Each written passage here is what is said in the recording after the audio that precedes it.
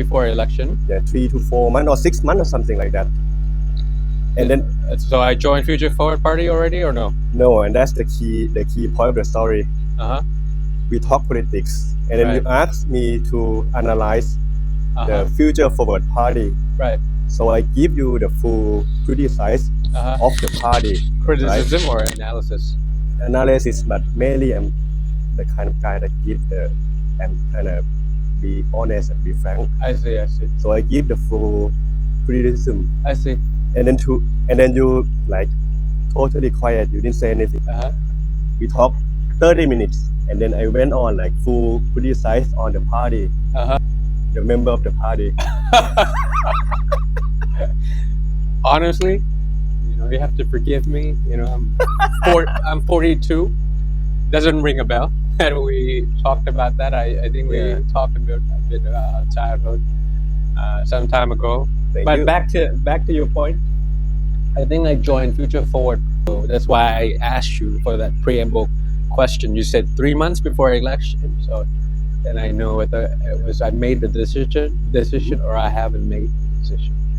So I don't know what the time frame. I still don't have the answer for that one. But what I'm trying to convey to you and to the audience is it was quite a quick decision and a quick decision that was. One last question before getting into that. I think this is quite okay, but the role of journalism in election.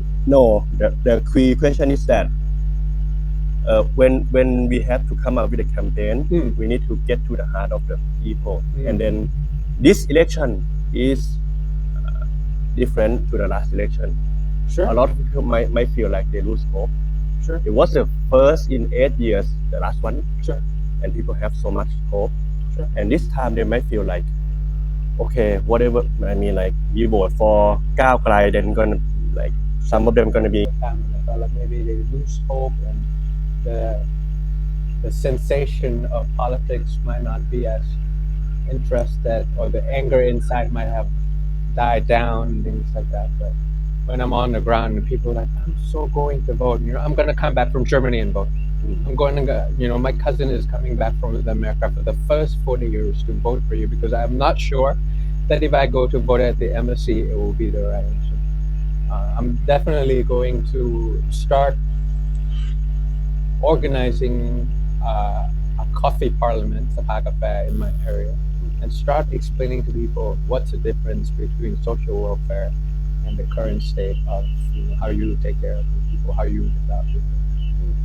In their own words, is รัฐสวัสดิการกับสังคมสงเคราะห์ต่าง I'm gonna like I listen to you talk, and you understand that there's dynamics in social welfare, and this is more just like populism. And once you help the older generation and the younger generation, I'm more entrepreneurial. I'm able to take more risks. If I screw up in the current system, my family will screw up. But if what you had just described to me in your speech, if I screw up, the government will take care of me. Then I started looking at the Nordic model. So I started looking at what happened in Scandinavia. I started looking at what happened in Australia, and I felt like our details, or if we put together, we have something for the old economy, something for the new economy. Some party would be very good with getting rid of drugs, like leader Seri, for example. So if we put them together, I think it will be a good set of cabinet that can handle the problem, unlike these two. Yeah. Thank you. What you did, I mean, a lot of people will say, all the things that are going on in the world, the geopolitical hotspots, the environmental issues, our economy being number 6 in terms of GDP. No longer, don't even talk about Asia, just talk about ASEAN first. And the attractiveness of the country when it comes to foreign direct investment, everything is really urgent. There's nothing that's not urgent when it comes to getting the country back again. Well, last question on this, like political tactics.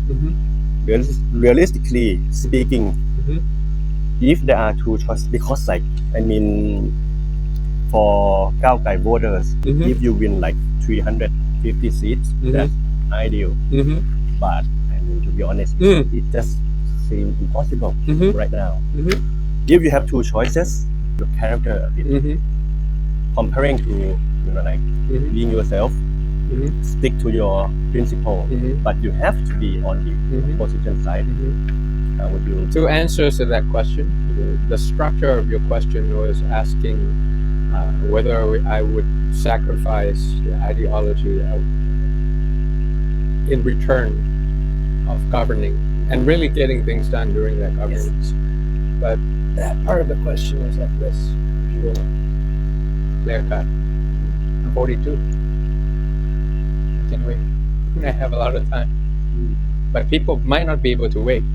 A lot of people that are waiting for equality, people who are waiting for liberty.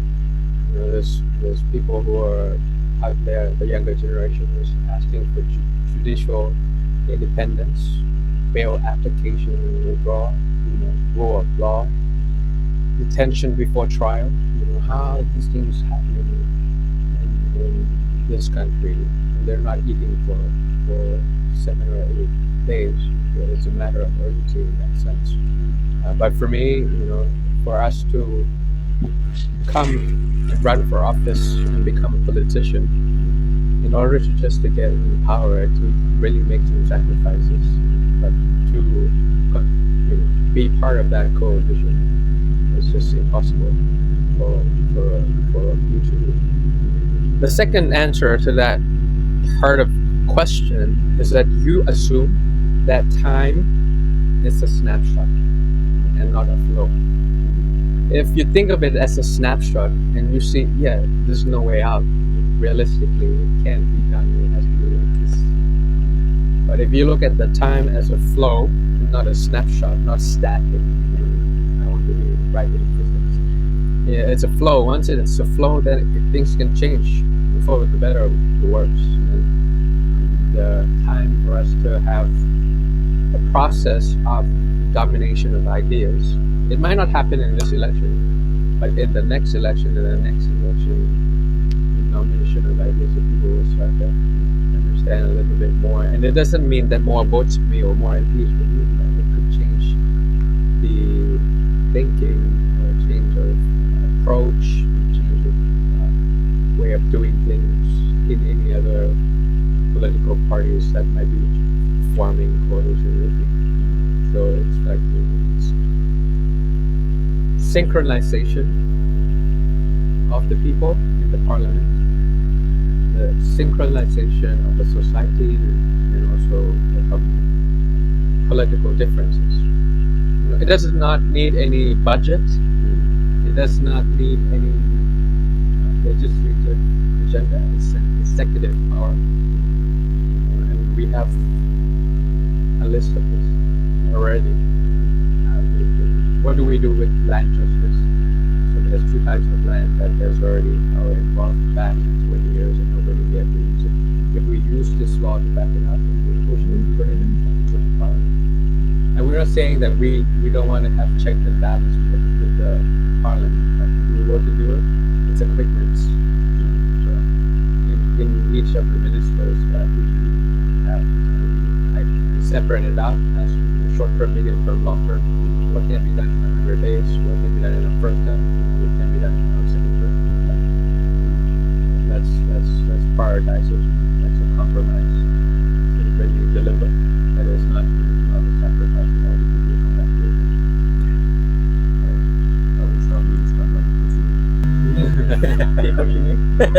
That's part of the job. You're doing your job if you don't push your The audience hates me when I do this. Why? It's a healthy debate. It's a healthy debate. And especially in a show like this, it's not even like that because, sometimes, if I wanted to ask you back, what are you doing with this? How are you helping democracy with what you're doing and things like that. It can be done because it's a conversational kind of show. Yeah, I think like Thai audience are like getting used to, having politician and talk in different silos. Yeah. like Echo relaxing. chamber. Yeah. So when I ask it, they feel like okay, I'm against you. But what I'm doing now is that I gather all the questions in the country and I try to. Not at all. It's a process of polish. You are polishing the way I think and the way I work. So hopefully the way I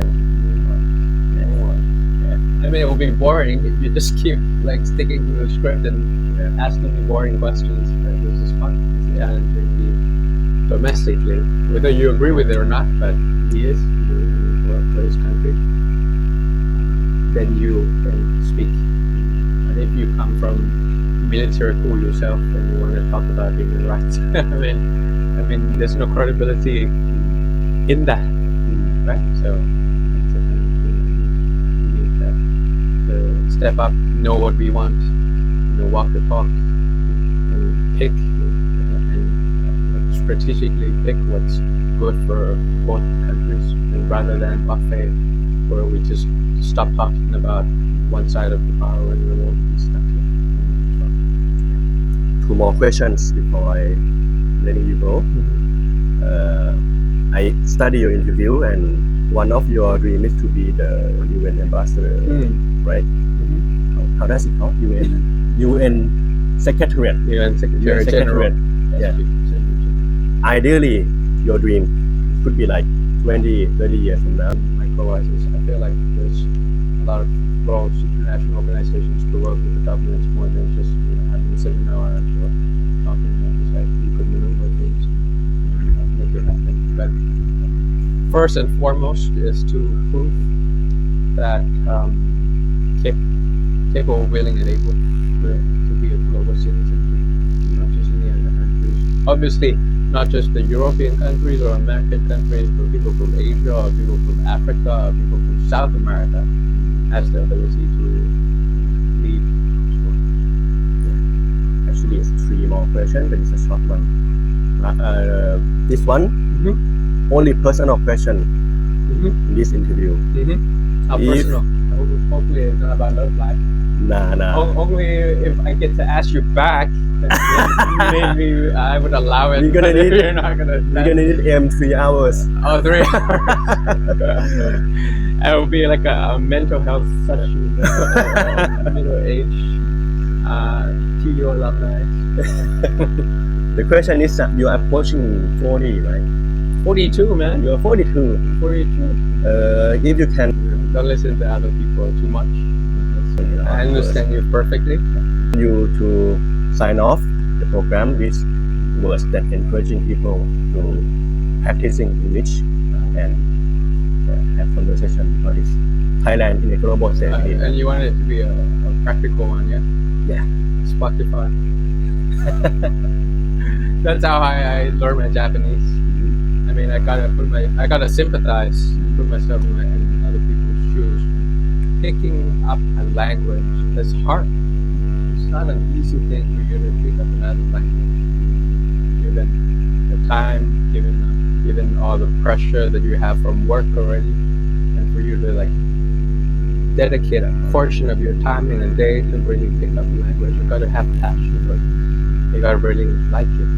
And I worked with Japanese a lot. I enjoy a lot of Japanese values, so I try to pick it up. And it's not easy at all. And I don't have time to take lessons and things like that. I just listen to lessons on Spotify, or the second one would be Netflix, to really watch the Japanese shows with the subtitle at the bottom. Then I started to remember other things that I had been reading, so to be able to survive, be able to order my coffee. I will be able to say "sato arimasen," which means no need for sugar, and get my way around.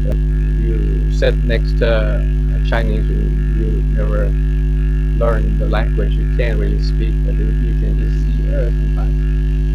Ichi ni sanyon koro kuna na hachi, something like that. That's enough, because it's an icebreaker for you to really connect with another human being from another continent. that's good enough. But if you're really good at it, you can become a good translator for a Murakami novel. That's good for you. So you get to really make money with something that you really like. Regardless of the outcome, whether you could just like count languages and order coffee, or make it into a living, that's still a win-win rather than not trying at all. And it's free. 아침에 마실 때 MDS